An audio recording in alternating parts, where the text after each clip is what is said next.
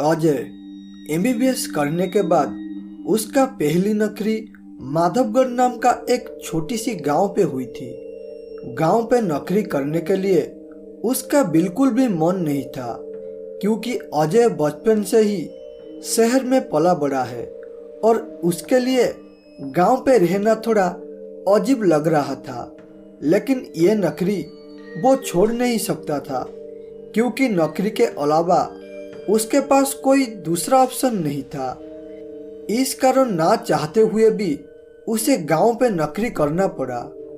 गांव पे आज उसका पहला दिन था, इसीलिए गांव की गर्मी के साथ मच्छर काटने पर उसे ठीक से नींद नहीं आ रहा था। इसीलिए वो थोड़ा गांव के बाहर घूमने के लिए मन बना लिया। ऐसा सोचते हुए वो गांव के बाहर निकल पड़ा ठंडी हवा खाने के लिए। पहली बार इतनी साफ हवा उसके शरीर को छू रही थी, इस कारण अजय को बहुत अच्छा महसूस हो रहा था। उसे इतनी अच्छा लगा कि वो कदम बढ़ाते हुए गांव से थोड़ी दूर आया था कि अचानक एक बूढ़ा आदमी ने उसे रोका और बोला, अरे बेटा, लगता है इस गांव पे तुम नया हो, इसीलिए तुम्हें कुछ भी मालूम नहीं है और तुम इतनी रात को अकेला इस गांव पे घूम रहे हो। अच्छा होगा जल्दी घर लौट जाओ, वरना इसका अंजाम बहुत बुरा होगा। ये सुनकर अजय थोड़ा आश्चर्यचकित हो गया। पहली बार इस तरह की बातें वो सुन रहा था। ये सुनकर वो बोला, अरे चाचा, आखिर बात क्या है? तुम मुझे घर जाने के लिए क्यों बोल रहे हो? इस गांव पे क्या हो रहा है और तुम मुझे किससे डरकर घर जाने के लिए बोल रहे हो? थोड़ा मुझे विस्तार से समझाओ। ये सुनकर वो बूढ़ा आदमी थोड़ा डर और धीमी आवाज से बोलने लगा, अरे बेटा, अभी उसकी आने का समय हो गया है, तो मैं यहाँ से चलता हूँ। अगर तुम यहाँ से ना जाओ तो तुम्हें पता चल ही जाएगा मैं किस बारे में बात कर रहा हूँ। अगर तुम आज जिंदा रहे तो दोबारा मुलाकात होगी। ये कहकर वो बूढ़ा आदमी अपने घर की तरफ निकल पड़ा। लेकिन ये सारी बातें सुनकर अजय थोड़ा सोच में पड़ जाता है कि आखिर बात क्या है। वो इतना सोच ही रहा था कि अचानक उसकी नज़र एक भयानक चीज पे पड़ी। वो देखा कि जिस बूढ़े आदमी से वो अभी बात कर रहा था, उसे कोई खींचता हुए जंगल की ओर ले जा रहा था। आश्चर्य की बात यह है कि बूढ़ा को कोई खींच नहीं रहा था, लेकिन वो खुद ब खुद खींचते हुए जंगल की ओर जा रहा था। ये दृश्य देख के मानो जैसे अजय के पैरों तले जमीन खिसक गई और वो चाहते हुए भी कुछ कर नहीं पा रहा था। लेकिन इंसानियत के खातिर वो थोड़ी हिम्मत जुटाकर उस बूढ़ा आदमी का पीछा करने लगा। लेकिन कुछ देर पीछा करने के बाद अचानक वो बूढ़ा आदमी जंगल में कहीं गायब हो गया। ये देखते हुए अजय एक जगह पर रुक गई और बोला, अरे ये हो क्या रहा है इस गांव पे? आखिर कौन था ये बूढ़ा आदमी और कौन उसे खींच रहा था? और ये सारी गांव के लोग आखिर रात होने के बाद गांव से बाहर क्यों नहीं निकलते हैं? ये सारी बातें सोचकर और देखकर मुझे कुछ भी समझ नहीं आ रहा है। अजय ये सब कुछ मूवी में देखा था, लेकिन पहली बार ये नज़ारा अपने सामने देखकर इतनी सवाल उसके मन में आ रही थी कि मानो जैसे उसका दिमाग फट जाएगा। सुबह होने के बाद अजय अपनी चेयर पर बैठते हुए कल रात में घटी सारी बातें सोच रहा था। अरे, अगर मैं इस तरह रात के बारे में सोचता रहूंगा तो मेरा दिमाग खराब हो जाएगा। वो क्या था, कौन था, इस बारे में जानने के लिए मुझे गांव वालों के पास जाना पड़ेगा। गांव वाले से ये बातें बोलकर मुझे सारी बातें जानना होगा, तभी जाकर थोड़ा राहत मिल पाएगा। ऐसा कहते हुए अजय गांव के लोगों के पास जाने लगा। लेकिन गांव पहुंचकर देखा कि गांव वाले सब अपनी काम कर रहे हैं, मानो जैसे गांव पे कुछ हुआ ही ना हो। गांव पे एक आदमी का मौत होना मैं एक अजनबी होकर मुझे अजीब सा लग रहा है, लेकिन गांव वालों को थोड़ा सा भी दुख या अफसोस नहीं हो रहा है। ये सब देखकर अजय थोड़ा आश्चर्य हो जाता है, लेकिन वो इन सब बातों को इग्नोर करते हुए एक आदमी के पास जाकर पूछता है, अरे भाई साहब, ये गांव पे आखिर चल क्या रहा है? आखिर लोग अजीब तरह से क्यों पेश आ रहे हैं? बात क्या है? और हाँ, तुम सब रात होने के बाद गांव से बाहर निकलते क्यों नहीं हो? और कल रात में जो बूढ़ा आदमी मरा वो कौन था और उसे कौन खींच रहा था? ये सब सुनकर मानो वो आदमी चुप सा हो गया। उसकी चेहरे पर मानो डर साफ झलक रही थी। ये सारी बातें सुनकर वो आदमी वहां से चला गया। ये देखकर अजय थोड़ा आश्चर्य हो उठा, लेकिन इतने में ही उसका नजर गया गांव पे बैठा एक बूढ़ा आदमी के ऊपर। ये देखकर अजय उस बूढ़े आदमी के पास जाकर बोला, अरे चाचा, मैं तुम्हें एक बात पूछूंगा। अगर तुम मुझे उसके बारे में बताओगे तो मैं तुम्हें 100 रुपया दूंगा। अरे बेटा, आखिर बात क्या है? मुझे बताओ। अगर मैं उस बारे में जानता होगा तो बताऊंगा, वरना मैं तुम्हारा कुछ भी मदद नहीं कर पाऊंगा। अरे चाचा, आखिर इस गांव पे चल क्या रहा है? लोग यहाँ पर इतने अजीब क्यों हैं? और रात पे आखिर क्या चल रहा है इस गांव पर? कृपया मुझे थोड़ी विस्तार से समझाइए, वरना इस गांव के बारे में सोचकर मेरी माथा फूट ही जाएगा। ये बातें सुनकर बूढ़ा आदमी का मन जैसा गुम सा हो गया, लेकिन पैसे की लालच ने उसे बोलने को मजबूर कर दिया। अरे बेटा, आज से बहुत साल पहले की बात है। तब शायद मैं 6 या 7 साल का हुआ था। उस समय एक छोटी जात का महिला अपनी गांव की मंदिर में चला गया। इसे देखकर गांव के लोग बहुत गुस्सा हो गए और उसे पेड़ पर बांधकर आग लगा दिया, जिस कारण वो मर गया।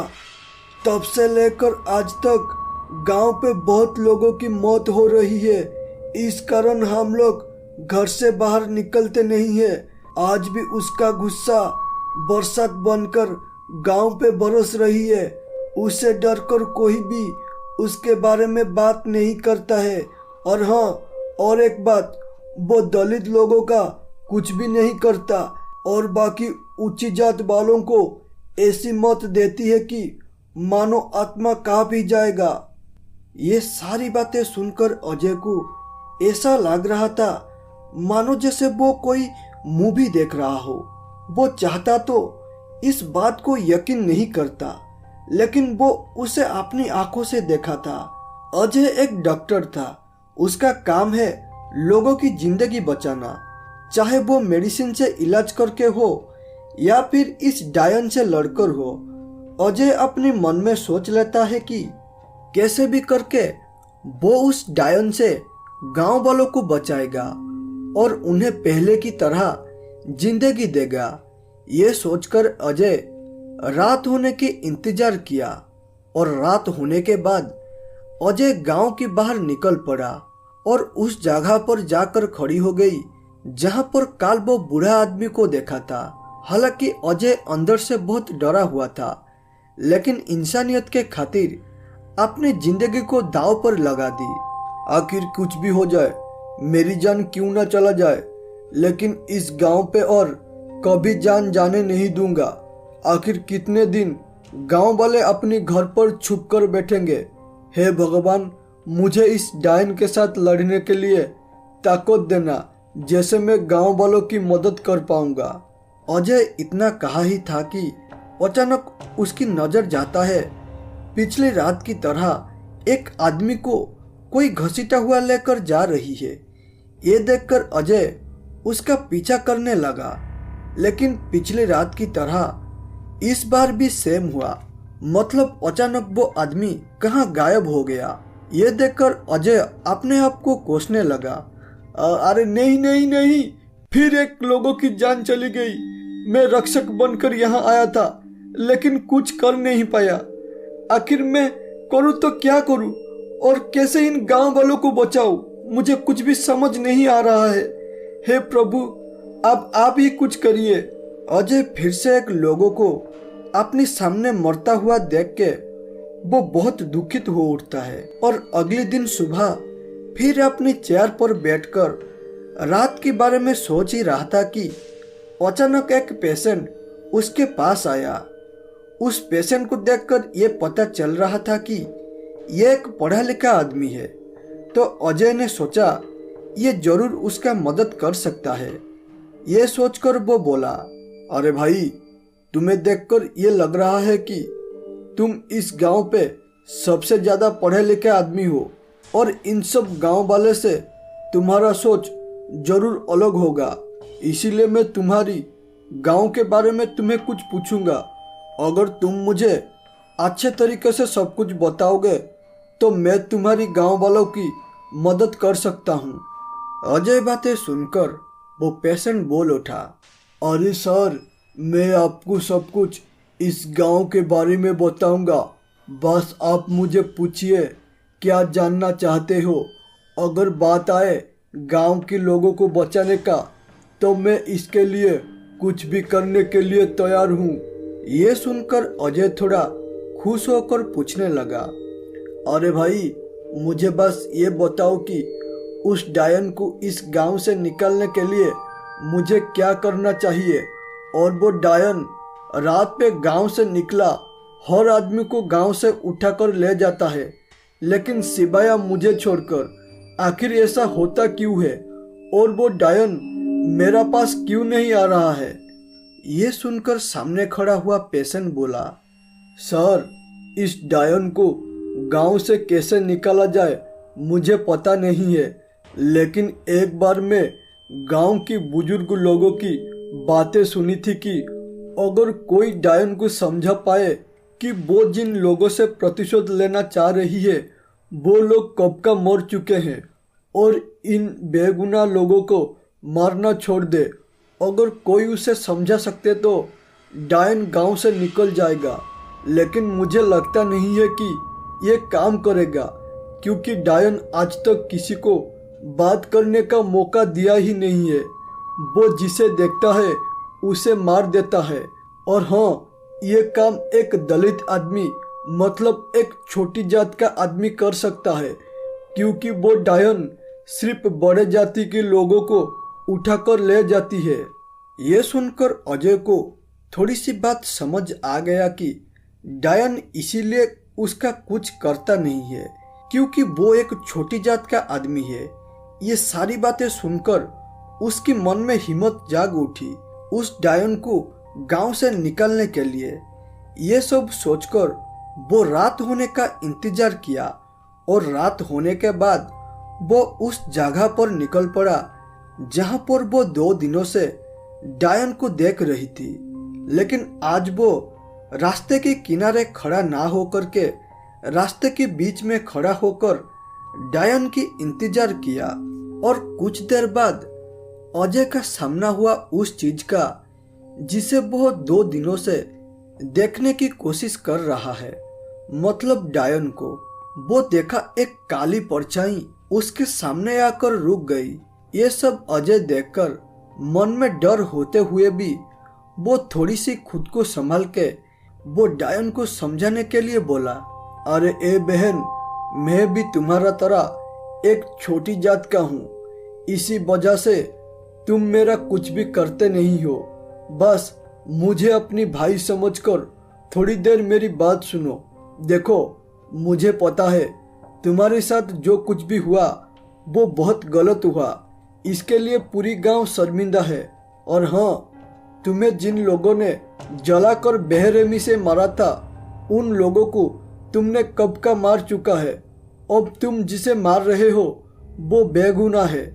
एक बार तुम सोच के देखो, तुम कुछ भी गलत ना करके भी तुम्हारी जान गई, और तुम्हारे साथ जो हुआ तुम इनडायरेक्टली गांव वाले के साथ वैसा ही कर रहे हो।